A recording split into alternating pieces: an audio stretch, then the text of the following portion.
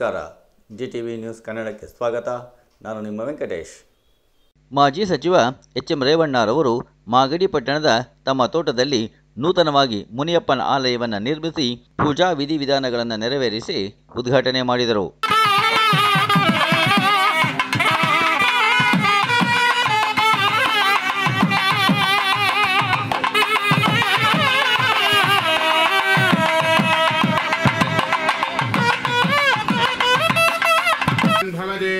देवं भेद योपावायतनं भेद आयतनवान् भवते अग्निर्वा अपावायतनम् आयतनवान् भवते यदेवं भेद योपावायतनं भेद आयतनवान् भवते नक्षत्राणि वा अपावायतनम् आयतनवान् भवते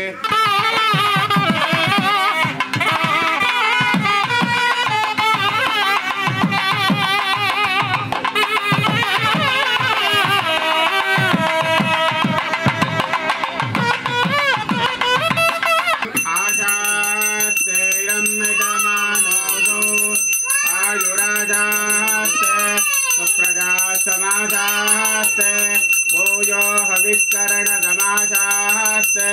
विश्वं प्रियमासास्ते तदस्याहायान्द तदुद्राहाय तदस्मै देवेभ्यो वनदे मयमग्निर्मानुषाः इष्टं च वीष्टं च उभेञ्झराष्टं देवेभ्यः हिरण्यवाद्भं मदोः पूर्णं ददाति मदव्यादानेते एकदा ब्रह्मणा उपहारते आवायुधासि मुनेश्वरस्वामी देवताभ्यो नमः. उत्तरा कर्पूरमङ्गल नीराजनं दर्शयामि. नीराजनार्थे आचमनीयं दुर्यामि परिमलाभद्र पुष्पाणिं समर्पयामि. हर नमः पार्वतीपतये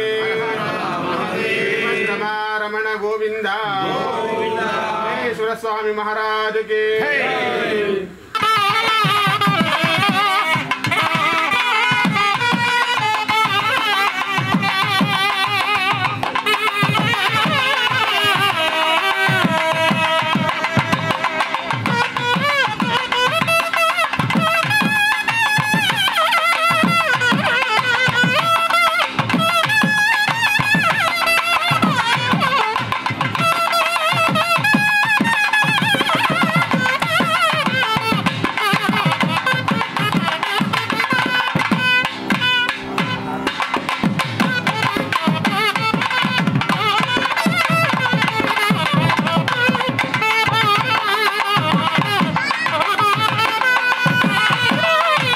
ध्रुवंदे राजावरणो ध्रुवंदे वो बृहस्पतिः ध्रुवंद इंद्रश्चाग्निश्च काष्ठं धारयथा ध्रुवं शतमानं भवति शताधिकशतेन्द्रिय आयुष्येवेन्द्रिये प्रतिष्ठते धनं धान्यं वशं बहुपुत्रलाभं शतसंवत्सरं दीर्घमायुः धन्यो दम्पत्यो ब्रह्मयोः श्री मुनेश्वर स्वामी देवता परिपूर्णता कृपाकटाक्ष फलसिद्धिरस्तु उत्तरोत्तर अभिवृद्धि फलसिद्धिरस्तु सत्या सन्तु देव यजमानस्य कामाः.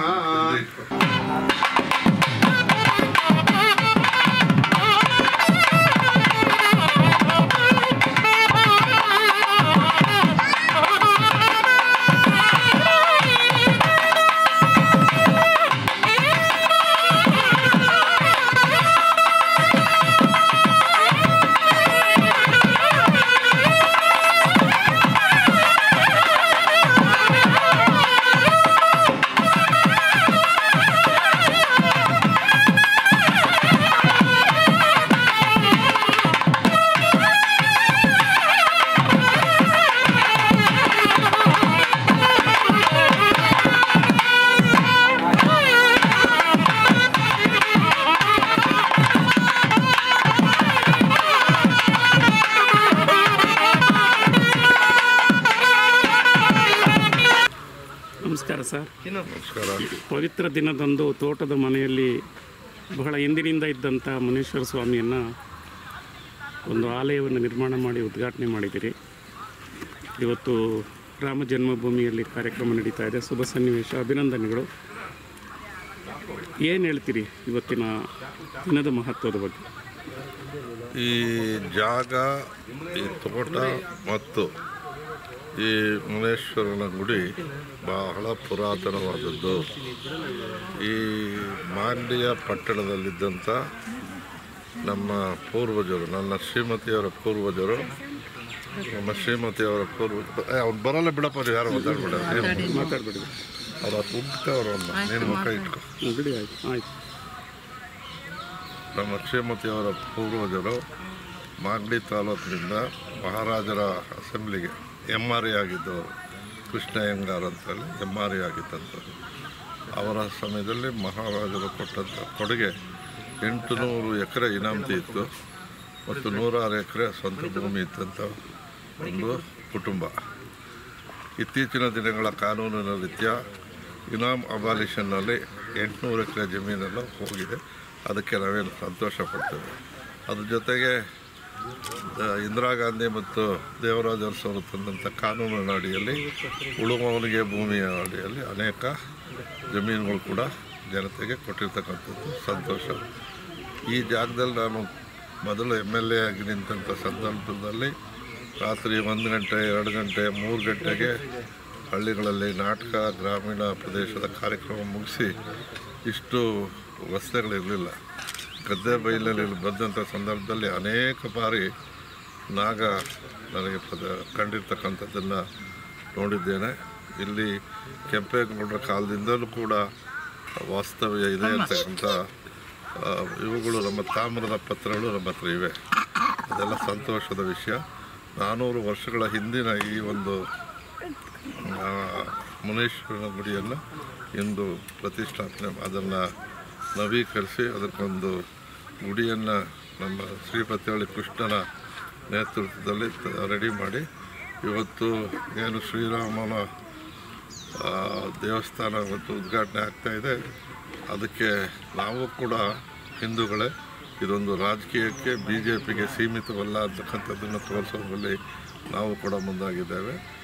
ನಮ್ಮ ಊರಿನ ಹೊಸಪೇಟೆ ಗ್ರಾಮದ ಅಡಿಯಲ್ಲಿ ಸೀತಾರಾಮ ಹನುಮ ಆ ಒಂದು ದೇವಸ್ಥಾನವನ್ನು ಕಟ್ಟಿಸಿರ್ತಕ್ಕಂಥದ್ದು ನಮಗೆ ಹೆಮ್ಮೆ ತಂದಿದೆ. ಅದೇ ರೀತಿ ಇವತ್ತು ಮಾನ್ಯ ಮುಖ್ಯಮಂತ್ರಿಗಳ ನೇತೃತ್ವದಲ್ಲಿ ಆವಲಹಳ್ಳಿಯಲ್ಲಿ ಸನ್ಮಾನ್ಯ ರಾಮಲಿಂಗಾರೆಡ್ಡಿಯವರು, DK ಶಿವಕುಮಾರ್ ಅವರು ಮತ್ತು ಸಿದ್ದರಾಮಯ್ಯನವರು ಹೊಸದಾಗಿ ನಿರ್ಮಿಸತಕ್ಕಂಥ ಶ್ರೀರಾಮ ಆಂಜನೇಯ ದೇವಸ್ಥಾನವನ್ನು ಆವಲಹಳ್ಳಿಯಲ್ಲಿ 11 ಗಂಟೆಗೆ ಉದ್ಘಾಟನೆ ಕೂಡ ಮಾಡ್ತಾಯಿದ್ದೇವೆ. ಇವೆಲ್ಲವ ಸಂಕೇತ ಹಿಂದೂ ಧರ್ಮದಲ್ಲಿ ಆ ಧರ್ಮ ಸರ್ವೇ ಜನೇ ಸುಖಿನ ಭವಂತು ಅಂತಕ್ಕಂಥ ಭಾವನೆಯಲ್ಲಿ ಮತ್ತು ಮನಸ್ಥಿತಿಯಲ್ಲಿರ್ತಕ್ಕಂಥ ಈ ದೇಶ, ಇದನ್ನು BJPಯವರು ಅವರ ರಾಜಕೀಯ ಅಸ್ತ್ರಕ್ಕೆ ಸಾಮಾನ್ಯರ ಕೆಲಸಗಳನ್ನು ಮಾಡೋದು ಬಿಟ್ಟು ಧರ್ಮದ ಹೆಸರಿನಲ್ಲಿ ಚುನಾವಣಾ ಸಮಯದಲ್ಲಿ ಮತ ಪಡೆಯಲು ಪ್ರಯತ್ನ ಮಾಡ್ತಾ ಇದ್ದಾರೆ. ಆದರೆ ಭಾರತದ ಜನ 5000 ವರ್ಷ ಇತಿಹಾಸ ಇರ್ತಕ್ಕಂಥ ಈ ಸಂಸ್ಕೃತಿ ಇವರ ಆಸ್ತಿ ಅಲ್ಲ ಅಂತಕ್ಕಂಥದ್ದನ್ನು ಮನವರಿಕೆ ಮಾಡಿಕೊಡ್ತಾರೆ ಅಂತಕ್ಕಂಥ ಭಾವನೆಯನ್ನು ವ್ಯಕ್ತಪಡಿಸ್ತಾ ಇಂದಿನ ಈ ಕಾರ್ಯ, ಈ ಒಂದು ದೇವತಾ ಕಾರ್ಯ ಎಲ್ಲ ಮನಸ್ಸಿನಲ್ಲಿ ಭಾಳ ಸಂತೋಷದಿಂದ ಪೂಜೆ ಮಾಡಿದ್ದೇವೆ. ನಮಸ್ಕಾರ. ಇದು ಇವತ್ತಿನ ಮಾಗಡಿಯ ಸುದ್ದಿ ಸಮಾಚಾರ. ನಿರಂತರ ಸುದ್ದಿ ಸಮಾಚಾರಕ್ಕೆ ವೀಕ್ಷಿಸಿ ನಿಮ್ಮ GTV ನ್ಯೂಸ್ ಕನ್ನಡವನ್ನು. ವಂದನೆಗಳು.